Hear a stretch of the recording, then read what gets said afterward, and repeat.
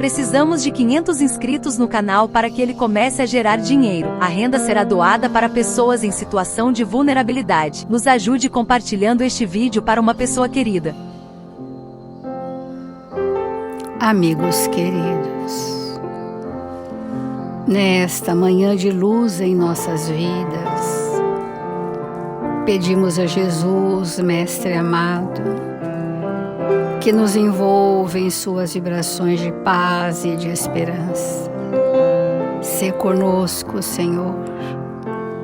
Fortalece-nos o ânimo incerto e infunde em nossos corações a vibração da coragem e da fé, para seguirmos a cada dia mais resolutos pelas retas seguras do seu Evangelho de amor. Nesta manhã de luz em nossas vidas, queremos envolver todos os corações maternos, a todos corações que embalaram os filhos de Deus como filhos teus, para reconduzi-los à casa do Pai pelos caminhos da caridade.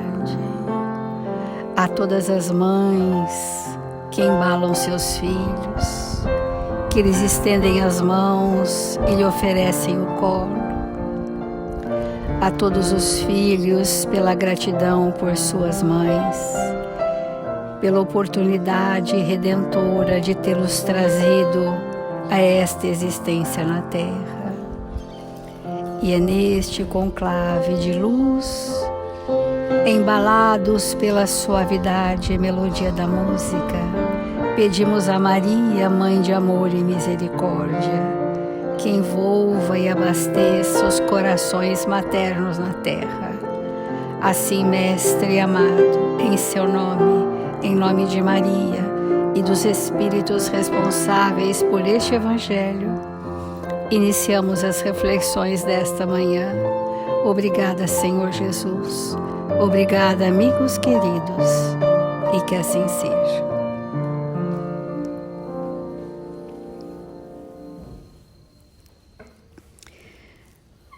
Do capítulo 5, Bem-aventurados os aflitos, nós queremos refletir num novo item hoje, que é motivos de resignação. Nós temos falado das tendências do passado, das predisposições que trouxemos, né? E que isto é registrado por nós à conta de sofrimento e dor. Mas o Evangelho está nos dizendo que motivos nós teríamos para aceitar, até de forma resignada, mas em primeiro momento aceitar, as leis de Deus agindo em nós para nos reconduzir ao caminho. Que motivos nós teríamos disso?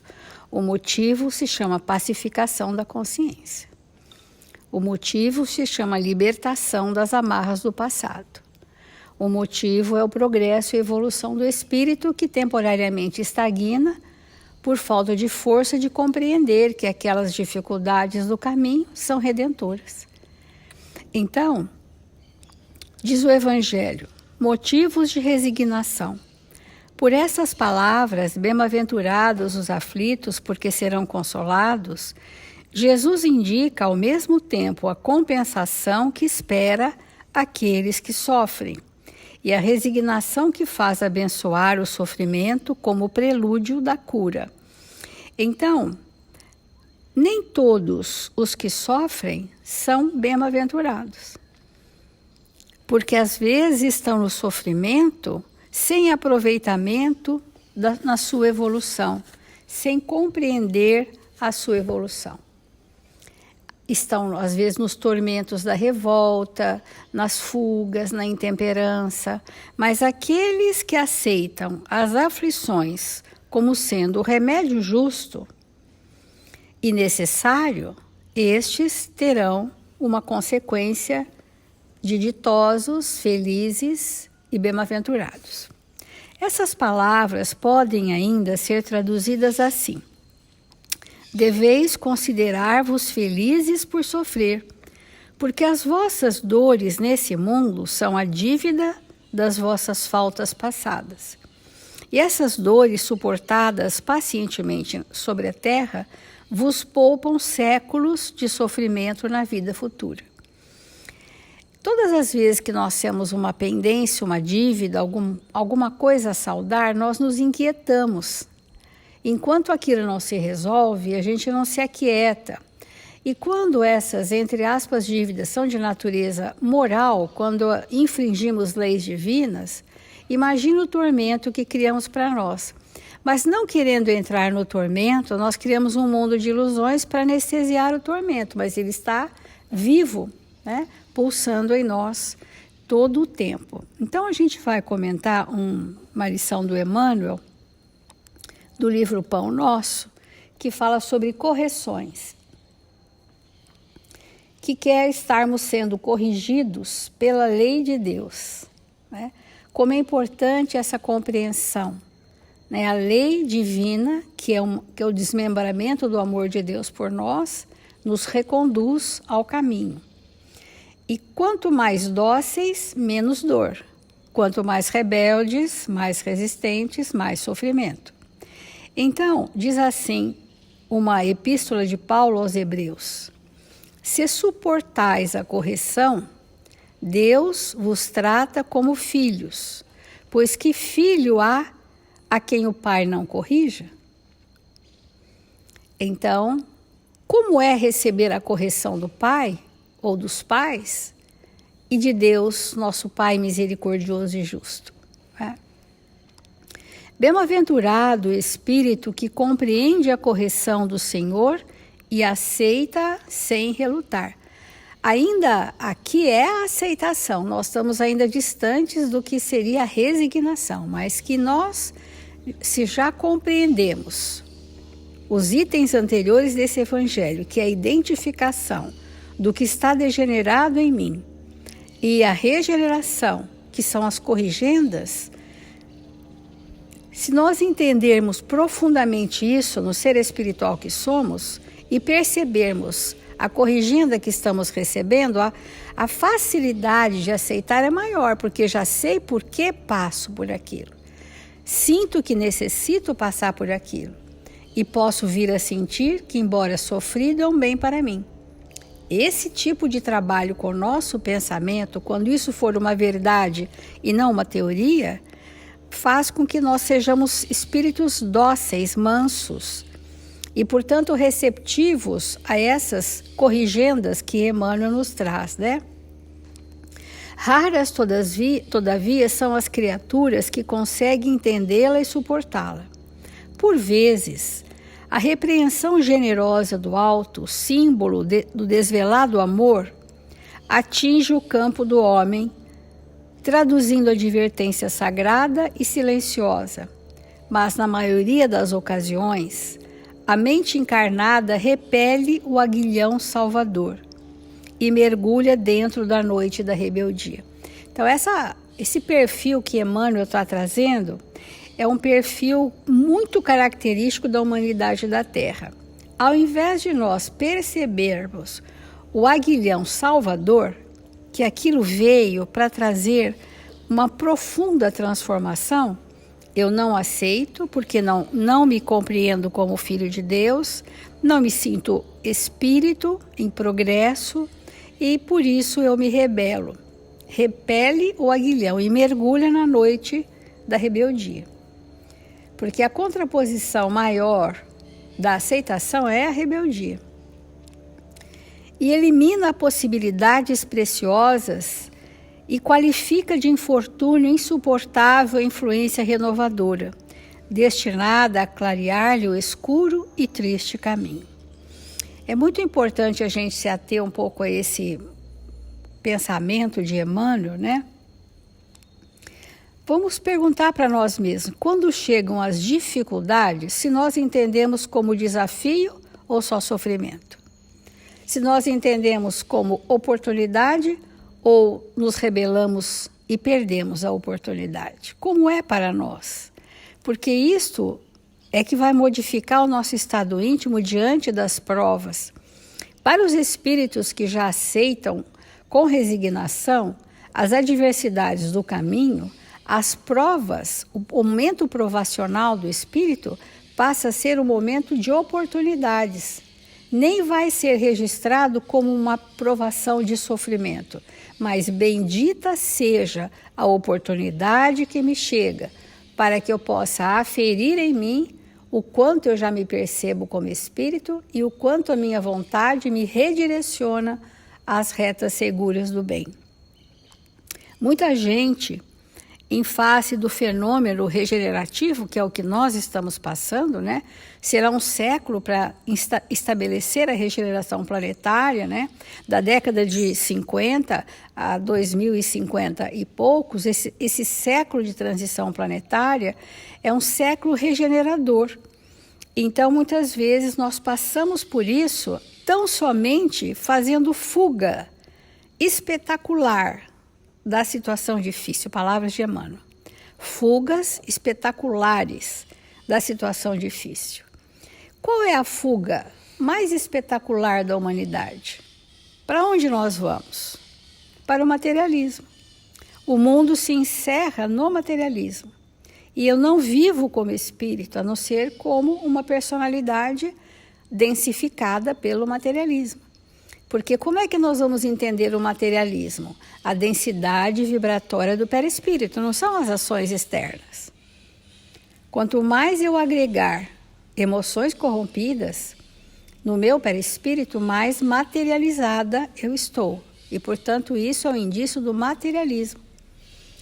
Então, isso não tem nada a ver com questões de poder aquisitivo, não é nada disso. É a utilidade providencial que eu uso dos bens que me foram confiados. E esses bens podem ser emocionais, podem ser habilidades espirituais, que eu sonego, que eu desvio, e eu vou angariando densidade perispirítica.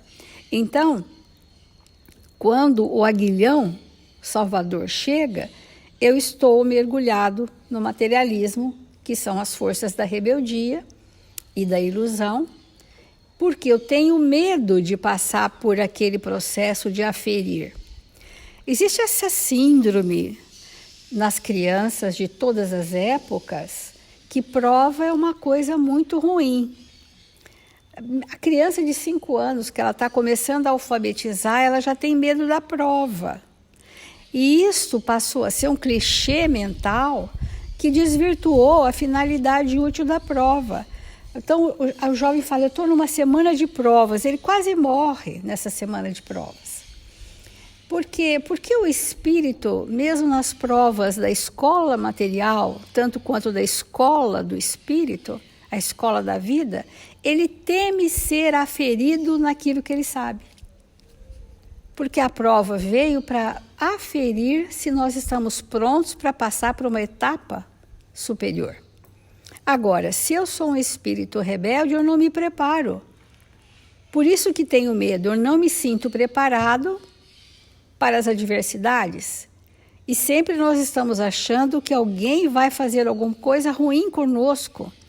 Mas as leis são de Deus para conosco. E as leis de Deus são leis de amor. E são essas leis que nos reconduzirão ao caminho nessas chamadas instâncias provacionais, que nada mais são do que oportunidades redentoras. Para que a gente aceite essa correção, acerte o rumo da nossa evolução. Quando acertamos o rumo, não significa que não vamos passar situações dificílimas, ao contrário. Quanto mais na reta do bem estivermos, mais os testes virão, porque faz parte da composição daquele valor. Para estruturar aquele valor no meu íntimo, eu preciso passar pelos percalços, para que, ao chegar no objetivo reencarnatório, eu chegue carregando comigo algumas experiências.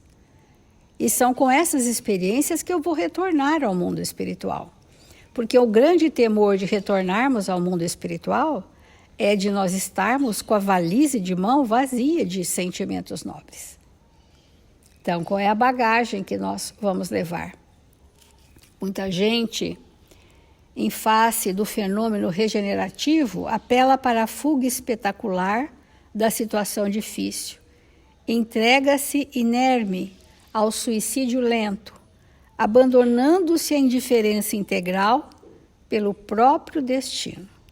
A pessoa se entrega, se abandona, está sentindo que desfruta de um prazer que não tem ressonância íntima e se perde no caminho.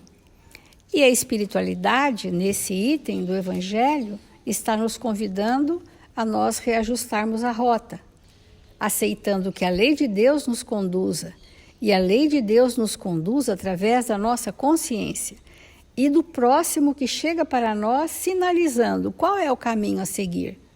O que é mesmo que eu tenho que construir com você? Vamos refletir.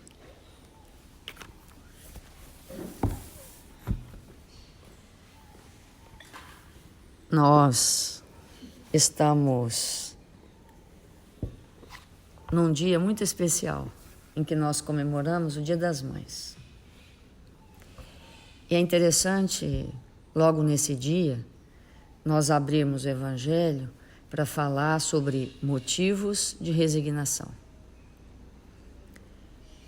E como a Célia colocou, esse item do Evangelho não é propriamente o item da resignação, mas é para a gente entender o motivo pelo qual necessitamos nos resignar ante a correção que Deus, nosso Pai, nos oferece.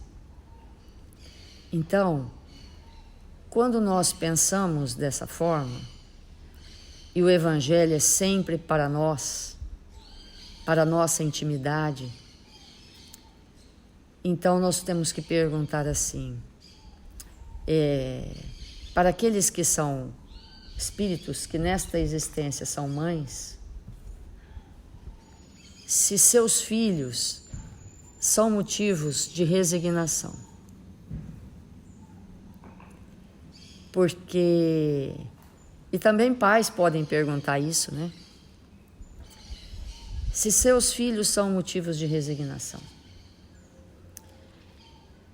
Às vezes nós vamos responder não.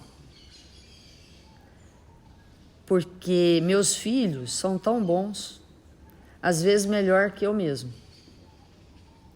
E às vezes nós recebemos mesmo essa oportunidade extraordinária de termos filhos que no fundo, se a gente analisar com profundidade, são melhores do que nós. E uma outra pergunta dentro desse tema, né, é se nós somos para os nossos pais motivos de resignação. Se nossos pais, e em especial no dia de hoje a nossa mãe, teve que se resignar para estar conosco, em função da nossa rebeldia. Isso é muito importante de nós refletirmos nesse dia, porque a par desse tema, que é o Dia das Mães, é extremamente importante, quando um desafio nos chega, nós perguntarmos para a nossa intimidade se aquilo que está chegando até nós como desafio é uma corrigenda que Deus está nos oferecendo, seja que desafio for, ou se é uma oportunidade que nós estamos tendo com aquele desafio de desenvolver em nós algo que precisa ser desenvolvido, mas que não se trata de ajuste com a lei. E como que nós vamos saber isso? Se o desafio que nos chega significa uma coisa ou outra. Quando o desafio está relacionado aos ajustes, o que acontece conosco? Surge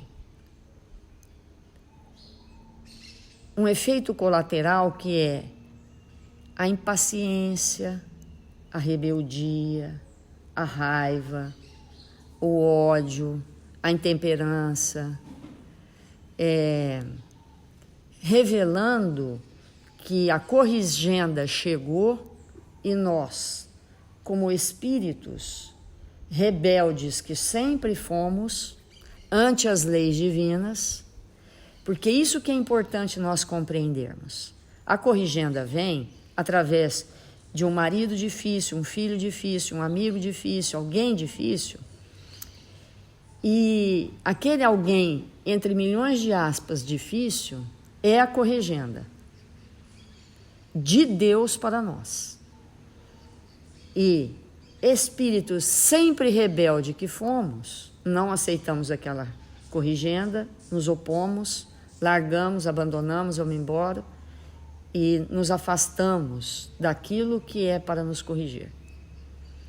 E quando é um desafio que não se trata das corrigendas, que veio para que nós pudéssemos ter aquisições em áreas que não temos ainda. Estabelecermos experiências que ainda são necessárias, mas que não são ajustes. Ante essa situação, o que desperta em nós? Uma palavra muito simples: preguiça, ociosidade. A gente olha e fala, deixa eu deitar, deixa eu dormir, né? Ante aquilo que a gente tem que desenvolver, mas que não é corrigenda, nós ficamos na preguiça e perdemos a oportunidade.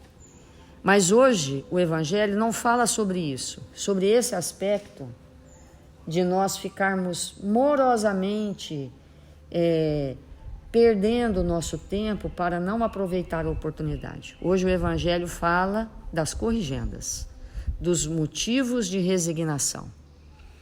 Então, dentro desse contexto, quando o motivo chega na forma de alguém, o que isso nos solicita? Basicamente, 2 valores: paciência e humildade. Ante o outro que chega para nós como um estado necessário ao nosso espírito de corrigenda, é necessário que tenhamos muita paciência e humildade para lidar com aquela situação. Porque a corrigenda, ela é algo espetacular na nossa intimidade. É algo espetacular. Por quê? Porque quando alguém bem infantil, que não ainda compreendeu a responsabilidade com as coisas da vida, que não tem experiência porque não quis ainda adquirir, não é porque acabou de sair dos blocos de pedra ou da rusticidade da situação primitiva que um dia tivemos. Mas aqueles espíritos chegam de novo para nós porque não quiseram aproveitar oportunidades pregressas. São espíritos que estão dormindo há milênios, há séculos, preguiçosos. E chegam esses espíritos para nós e que muitas vezes estiveram entrelaçados com o nosso passado e que em algum momento nós estimulamos aquelas características. Aí eles chegam, que é a corrigenda. E quando eles chegam, eles vêm dizer para nós tudo o que ainda falta na nossa intimidade desenvolver. A corrigenda é no sentido de corrigir a rota do pensamento para aquisição daquilo que não possuímos. Então, Se eu não tenho paciência, se eu não tenho humildade, ante aquele desafio, eu me rebelo. Eu falo más palavras, eu me irrito, eu mando a pessoa chegar para lá, eu me distancio. Por quê? Porque aquele espírito que nos chega, ele faz parte da corrigenda. Corrigir a rota do meu pensamento. Me tornar um espírito melhor. Porque aquele mal produzido no passado, junto com aquele que chega agora para mim, aquele mal não desapareceu. Aquele mal ainda está em mim. Porque se não tivesse, aquela situação não viria para mim. Então, qual que é o entendimento? Motivo de resignação. Que bom que você chegou, com toda a sua dificuldade, para que eu possa arrancar de mim aquilo que está incrustado na minha intimidade, que é tão evidente que você percebe pela minha irritação, que você percebe pela minha raiva, que você percebe pela minha intemperança, que você percebe pela minha impaciência. Essa impaciência, essa intolerância, essa irritação, tudo isso mostra o tamanho da imperfeição construída por um mal produzido por mim mesmo e que está incrustado na minha alma. Então, se eu não compreender isso, se eu não compreender o que Emmanuel está dizendo nessa lição que a Célia leu, bem-aventurado o espírito que compreende a correção do Senhor e aceita sem relutar. Se eu não compreender isso, que eu me irrito com você, que eu muitas vezes te odeio, que muitas vezes eu tenho raiva, se eu não compreender que isso é o reflexo do mal que está incrustado em mim e que você veio me ajudar a retirar, eu não aproveito aquela oportunidade.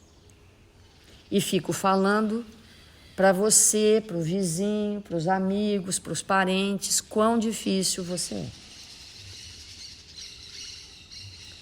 Então é muito sério para nós esse momento da nossa vida de compreendermos o que esse item do Evangelho vem fazer conosco se estivermos dispostos a olhar para nós mesmos. Tudo que me irrita revela o tumor construído no perispírito pelas memórias que precisa ser arrancado. Simples assim. Me irrita porque o que você faz me irrita por quê?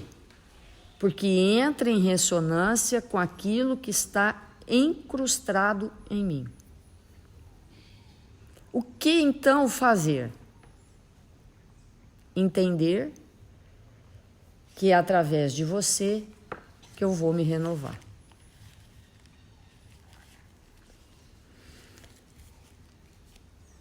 Então, nesse texto que a Célia leu para nós, eu gostaria de ressaltar o que ele diz assim: por vezes, a repreensão generosa do alto, símbolo de desvelado amor.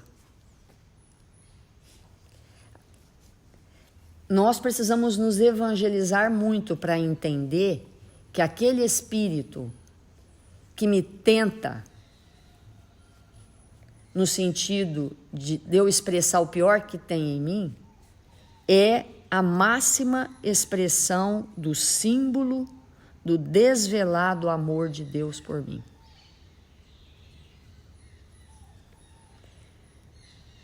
Então ele diz: atinge o campo do homem, traduzindo advertência sagrada e silenciosa. Que advertência sagrada e silenciosa alguém traz para mim quando provoca em mim reações dessa natureza? A advertência de que se eu não deixar de ser o espírito rebelde que eu sou, se eu não parar de relutar com as correções amorosas que o Pai nos oferece, a dor será em breve tempo ainda maior. Por puro desentendimento das leis que nos regem. E ele continua: na maioria das ocasiões, a mente encarnada repele o aguilhão salvador. Com a frase simples: eu não dou conta. Não dá mesmo, porque não quer mudar. Não dá. Não dá mesmo. Não tem como mudar. Não dá conta, porque não quer se renovar.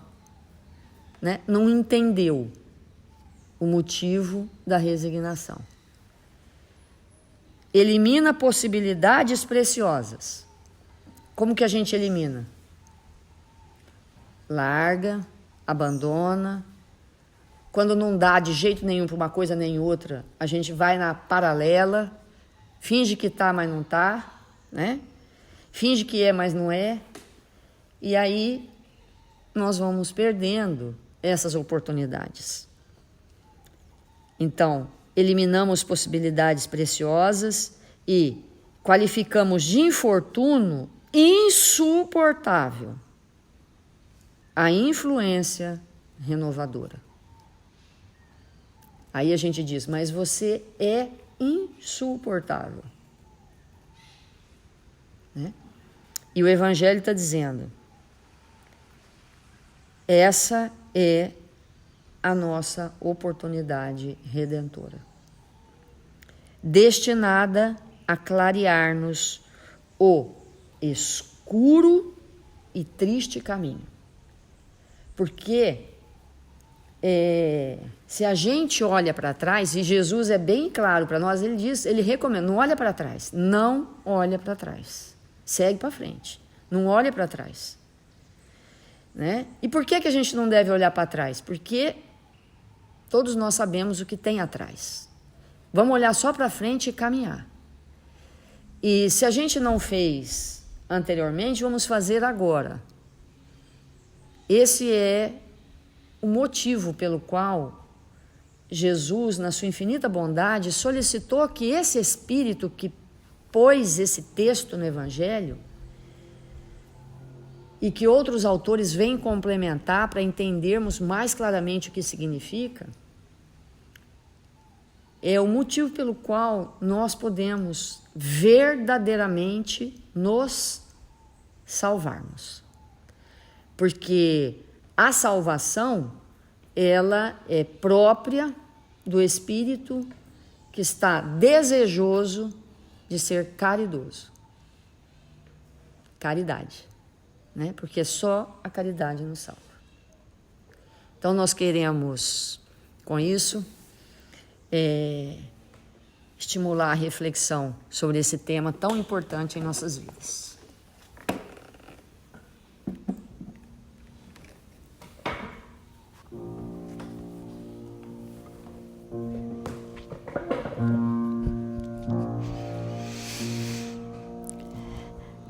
Deus, nosso Pai, nesta manhã gloriosa das nossas vidas, nós queremos estender nossos sentimentos, Senhor, a todas as mães do planeta Terra, as mães que se encontram encarnadas e aquelas que retornaram ao mundo espiritual. Que as nossas mães, neste dia tão abençoado, tão claro, possam receber dos nossos espíritos as flores mais belas que conseguirmos plasmar.